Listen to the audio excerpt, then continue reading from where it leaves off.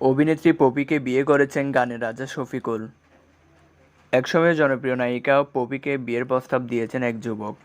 শুধু বিয়েই নয়, তাকে সংসদ সদস্য বানানোর প্রস্তাবও দিয়েছেন জিকু নামের ওই যুবক। দেশের প্রথম সারির গণমাধ্যমে পাঠানো একটি চিঠিতে এমনটাই উল্লেখ করেছেন জিকু। চিঠির সূত্র ধরে যোগাযোগ করা হয় জিকুর সঙ্গে। চিঠিটা পপির কাছে গেছে কিনা আলাপের শুরুতেই এমন প্রশ্ন করেন জিকু। পপিকে বিয়ে করতে চাওয়া যুবকের পুরো নাম মোহাম্মদ মহসিন সরকার জিকু। সিরাজগঞ্জ জেলার উল্লাপাড়া থানায় তার বাড়ি।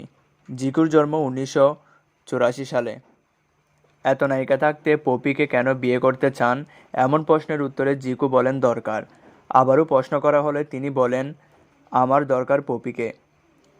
জিকুর 2টি ট্রাক রয়েছে বলেও জানা যায়। পাশাপাশি বগুড়ায় ইলেকট্রনিক পণ্য বিক্রয়ের দোকানও রয়েছে তার। চিঠিতে জিকু লিখেন, পপি, আমি বিএনপি দল করি, আমার অনেক ক্ষমতা। বিএনপির কোন পর্যায়ে আছেন জানতে চাইলে ওই যুবক বলেন, আছি একটা পর্যায়ে, এমপির সঙ্গে থাকি। দলীয় কাজের ব্যাপারে এমপির নাম প্রকাশ করেননি জিকু। বিয়ের পরে বগুড়া বা ঢাকাতে থাকতে পারে বলে জানান।